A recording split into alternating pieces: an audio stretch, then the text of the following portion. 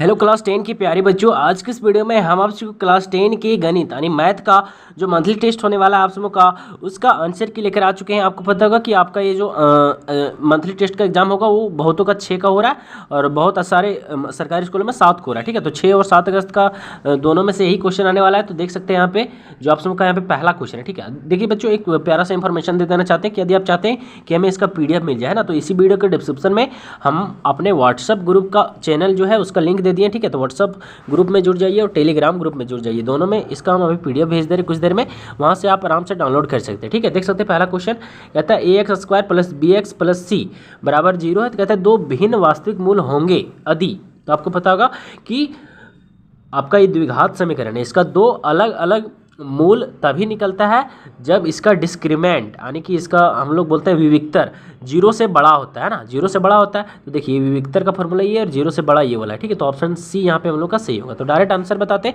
और समझाते भी हैं आपको कि कैसे होगा। ठीक है बच्चों, दूसरा क्वेश्चन बोलता है यहाँ पे द्विघात समीकरण है, यहाँ पे देख सकते हैं ये द्विघात समीकरण है, इसका बोलता है विविक्तर क्या होगा, यानी कि इसका डी हमको पूछ रहा है। ठीक है, तो आपको पता है कि डी निकालने का फॉर्मूला क्या होता है। सो देखिए यहाँ पे ऊपर में लिखा है ना b² - 4ac। अब ये ए बी सी कहाँ से ढूंढेंगे, तो देखिए ये वाला 2 जो है वो ए का वैल्यू है। ठीक है, ये का वैल्यू है, ये आपका -4 है वो बी का वैल्यू है और ये वाला 3 जो है वो सी का वैल्यू। ठीक है, तो बस वैल्यू बैठा देंगे। बी का स्क्वायर मतलब -4 का स्क्वायर, डायरेक्ट आंसर लिख दें। -4 का स्क्वायर 16 माइनस 4 का 4 और गुने ये का वैल्यू देखिए यहाँ पे ए का वैल्यू कितना 2 है, तो 2 × सी का वैल्यू कितना है, यहाँ पे 3 है तो 3। तो देखिए यहाँ पे 3 लिख दिए, 4 × 12 = 24, तो 16 - 24, 16 में घटाएंगे -24 तो बचेगा -8। कितना बचेगा, -8। ठीक है, तो इसका सही आंसर होगा ऑप्शन नंबर बी। ठीक है प्यारे बच्चों, अगला तीसरा नंबर क्वेश्चन बोलता है द्विघात समीकरण यहाँ पे दिया। ठीक है, बोलता है कि मूलों की प्रकृति होगी, इसका मूल की प्रकृति क्या है, तो हमको डी निकालना पड़ेगा तब ना पता चलेगा कि मूल कैसा है। सो डी बराबर b² - 4ac, b² - 4ac यही होता है b²। b का वैल्यू देखिए यहाँ पे कुछ नहीं तो -1 का स्क्वायर, -1 का स्क्वायर डायरेक्ट 1 लिख दें, 1 लिख देते हैं डायरेक्ट, काहे ले उतना करें। -1 का स्क्वायर मतलब 1, फिर -4ac, 4ac का 4 लिख दें इंटू ये का वैल्यू कितना है देखिए यहाँ पे 6 है, इंटू सी का वैल्यू देखिए यहाँ पे -2 है तो -2। ठीक है, अब देखिए यहाँ पे 1 का 1 है, अब देखिए -4 और -2 गुना होगा तो हो जाएगा +8, 4 दूनी 8 और 8 छक 48, तो प्लस हो जाएगा 48, 48 में 1 जोड़ेंगे तो आ जाएगा 49 है ना। तो देखिए यहाँ पे डी का जो वैल्यू आया है वो आपका क्या है, तो 0 से बड़ा है, 0 से क्या है, बड़ा है, 0 से बड़ा आता है तो वास्तविक और दो भिन्न मूल मिलता है, मतलब दो असमान मूल। ठीक है, तो इस देखिए यहाँ पे ऑप्शन बी यहाँ पे हम लोग का सही हो जाएगा। कोई दिक्कत है क्या, चलिए अगला क्वेश्चन देखिए यहाँ पे 4 नंबर क्वेश्चन बोलता है समानांतर श्रेणी है जिसमें यहाँ पे दे दिया 4, 10, 16, 22, बोलता है इसका सारवंतर क्या होगा, सारवंतर मतलब डिफरेंस। ठीक है, तो डी पूछ रहा है, स्मॉल डी। तो कैसे निकालते हैं हम लोग, a2 - a1, डी बराबर क्या होता है a2 - a1, यानी कि दूसरा पद में घटाएंगे पहला पद, देखिए दूसरा पद ये है और पहला पद ये है, तो 10 में घटाएंगे 4 तो कितना बचेगा, 6 बचेगा। कितना सिंपल है, 6, ऑप्शन बी यहाँ पे हम लोग का सही होगा। अगला बोलता है कि 3, 8, 13, 18 में कौन सा पद जो है ये एक पी दे दिया। ठीक है, AP दे दिया मतलब अर्थमेटिकल प्रोग्रेशन। ठीक है, अन्य समानांतर श्रेणियाँ, उसमें बोल रहा है कि 78 यानी 78वां पर मतलब 78 जो होगा वो क्या पद होगा, है ना, मतलब 3 है, 8 है, 13 है, फिर 18 है, तो इसी तरीके से 78 आएगा वो केवा नंबर में आएगा, मतलब ये पहला नंबर में आया, दूसरा में आया, तीसरा में आया, चौथा में आया, तो ये 78 केवा नंबर में आएगा। ठीक है, तो कैसे निकालेंगे, तो देखिए इसका आपको फॉर्मूला पता होगा कि यहाँ पे हम लोग जब an निकालते हैं तो n निकालने का फॉर्मूला क्या होता है, a + n - 1d, ये फॉर्मूला होता है, पता है कि नहीं। अब देखिए ये यहाँ पे पहला पद है। ठीक है, देखिए an का वैल्यू दे दिया यहाँ पे 78, कितना है 78, ये मतलब पहला पद मतलब 3 प्लस का प्लस, हमको यही n निकालना है। ठीक है, -1 और d इसका अंतर कितना है, तो a2 - a1 मतलब 8 - 3 तो बचेगा 5। कोई दिक्कत है, अब देखिए 3 प्लस में इधर जाएगा तो माइनस हो जाएगा, अब 78 में माइनस हुआ 3 तो कितना बचा 75 इक्वल टू, अब देखो यहाँ पे गुना होगा तब 5n और माइनस यहाँ पे गुना होगा तब 5, अब ये -5 इधर जाएगा +5 हो जाएगा और 75 में 5 जोड़ेंगे तो हो जाएगा 80। अब 80 बराबर हो गया यहाँ पे 5n। ठीक है, अब ऐसे काटेंगे 5 × 5 और 5 16 में 80, तो n बराबर आ गया 16, तो ये 16वां पद होगा कौन 78, तो 16वां पद देखिए ऑप्शन सी हम लोगों का सही होगा। ठीक है बच्चों, अगला देखिए यहाँ पे अगला क्वेश्चन, ये तो और आसान है। बोलता है कि AP में 2, 7, 12 AP है, तो बोलता है इसका 10वां पद क्या होगा। ठीक है, यानी कि यहाँ पे ये 10 पूछ रहा है, क्या पूछ रहा है, ये 10, तो वही सेम फॉर्मूला लगाएंगे, a plus n minus one into d, ठीक है। अब देखिए ये मतलब पहला पद कितना है 2 प्लस, देखिए एन माइनस वन, एन का वैल्यू दे दिया 10, तो 10 में 10 माइनस वन मतलब 9 लिख देते हैं डायरेक्ट, और इंटू का इंटू डी। अंतर कितना है, तो देखिए 7 है दूसरा पद, पहला पद है 2, तो 7 में घटाएंगे 2, इस तरह का अंतर निकलेगा। दूसरा पद में पहला पद घटाएंगे तो 5, तो 5, देखिए 9 5 45 और 2 कितना हो गया 47, तो यहाँ पे 10वां पद कितना हो जाएगा 47, 47। ऑप्शन ये हम लोग का सही हो जाएगा, ठीक है। अब देखिए यहाँ पे ये सब बहुत आसान है। यहाँ क्या कहता है कि जांच करना है कि ये आपका द्विघात समीकरण है या नहीं, नीचे आंसर है, ठीक है। हम यहाँ पे देख लीजिए, फिर द्विघात समीकरण दे दिया और बोला इसका मूल ज्ञात कीजिए। बोलता है कि वह पी निर्धारित कीजिए जिसका तीसरा पद 5 और 7वां पद 9 होगा, और कहता है रिक्त स्थानों को भरना। देखिए यहाँ पे पहला पद छोड़ दिया, दूसरा पद दिया है, तीसरा छोड़ दिया, चौथा दे दिया, तो यहाँ पे भरना है, ठीक है।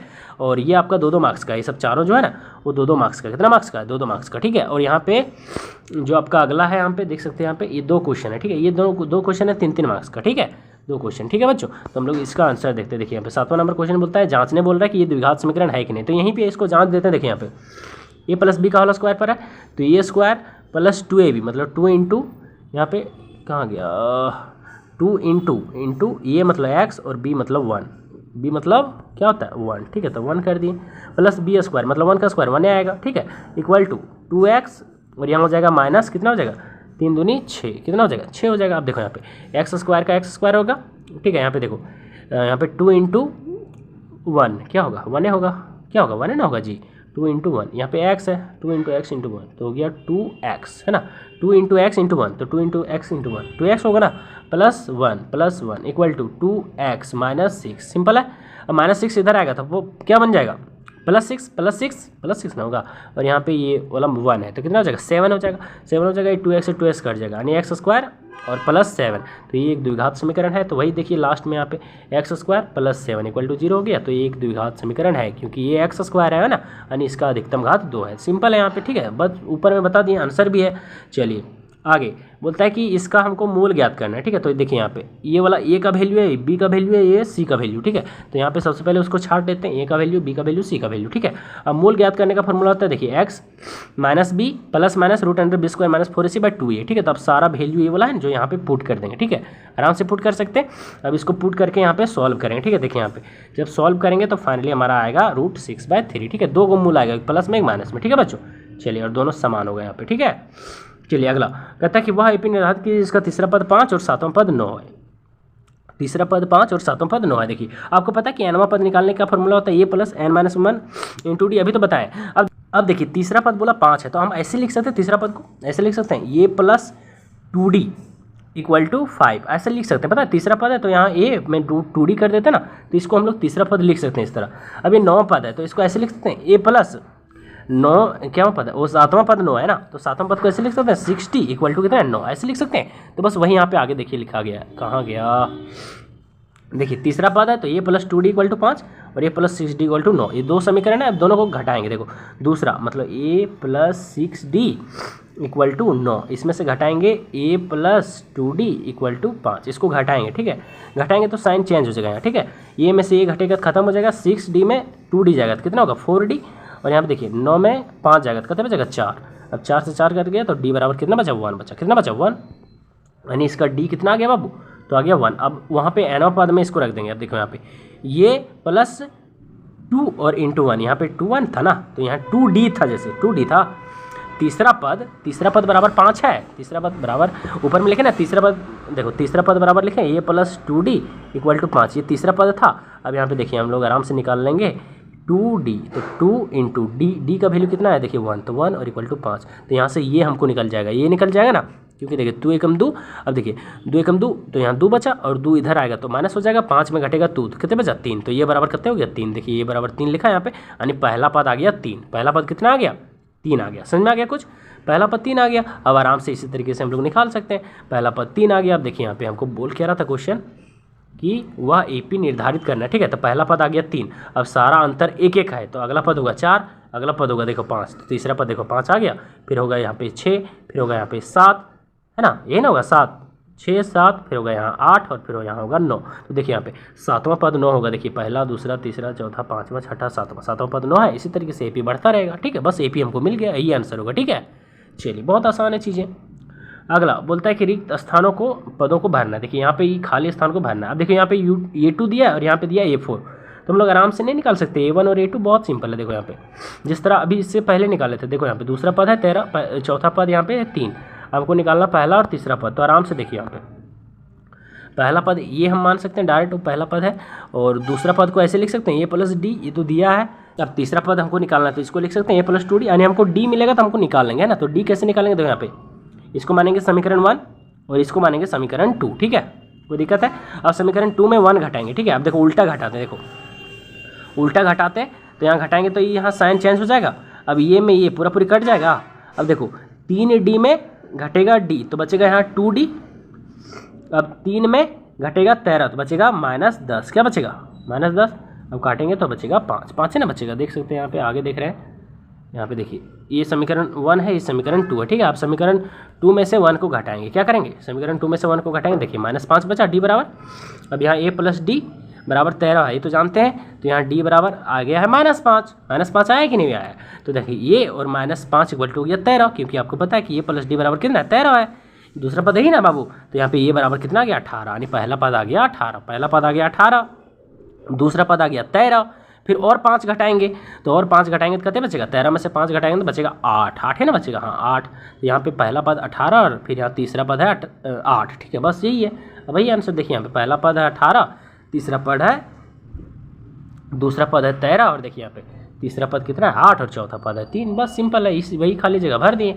अब देखिए यहाँ पे अंतिम में उत्तर है, यहाँ पे इस तरह देखो खाली जगह पर 18 होगा और 8 होगा, ठीक है, सिंपल है। 2 क्वेश्चन और है, देखिए यहाँ पे कहता है AP यहाँ पे दिया है, मतलब प्रथम 22 पदों का योग ज्ञात कीजिए। अब देखो SN बराबर इसका फॉर्मूला होता है, ठीक है, प्रथम पद इसका समानांतर ये है और n हम लोग निकाल दिए 22, ठीक है। अब इसका फॉर्मूला होता है SN बराबर n-2 2a + n-1d। अब सारा वैल्यू बैठा देंगे, देखो n का वैल्यू 22 है तो यहाँ 22 बैठाएंगे, a का वैल्यू 8 है तो यहाँ 8 बैठाएंगे, और d का वैल्यू यहाँ पे -5 है तो -5 बैठाएंगे।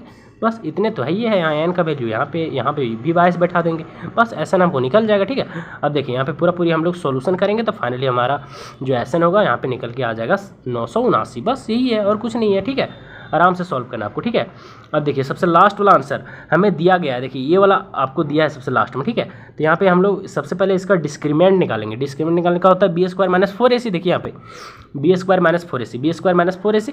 अब सारा वैल्यू देखो यहाँ पुट कर दिया, ए का वैल्यू, बी का वैल्यू और यहाँ पे सी का वैल्यू, ठीक है। सारा पुट करेंगे तो फाइनली आंसर आएगा 0। कितना आएगा, डिस्क्रिमिनेंट इसका 0। और आपको पता है कि जब d का वैल्यू 0 आता है तो इसका अर्थ क्या है कि मूल हमेशा वास्तविक निकलेगा और समान निकलेगा, ठीक है। बस यही है, यानी कि मूल ज्ञात करना है। तो यहाँ पे देखो मूल का सूत्र क्या होगा, यहाँ पे आपको पता है कि मूल निकालेंगे -b d इंटू इतना। अब पता है कि d हो गया कितना 0 आ गया ना, तो सिर्फ -b/2a, तो -b का वैल्यू था यहाँ पे क्या, मतलब माइनस है, और b का वैल्यू भी -2 था तो माइनस प्लस हो गया, और यहाँ पे देखो यहाँ पे 3 दूनी 6 हो गया, ठीक है। यहाँ पे गुना में है ही, ठीक है, क्योंकि 2a, ठीक है, तो 2 और ये का वैल्यू था 3, अब उसको बैठा दिया तो आ गया समान वैल्यू ना आएगा इसका, तो आ गया 1/3, बस सिंपल है। अब देखो यहाँ पे अंतिम में हम लोग लिख सकते हैं कि विविक्तर 0 है तो मूलों की प्रकृति वास्तविक और समान होगा, तो एक मूल निकल गया तो दोनों वास्तविक होगा और समान होगा, ठीक है। तो बस इस तरह से आंसर है, ठीक है बच्चों। तो आप चाहते हैं कि PDF मिल जाए तो ग्रुप में जरूर जुड़ जाइए और सभी दोस्तों के साथ वीडियो को शेयर कर दीजिए।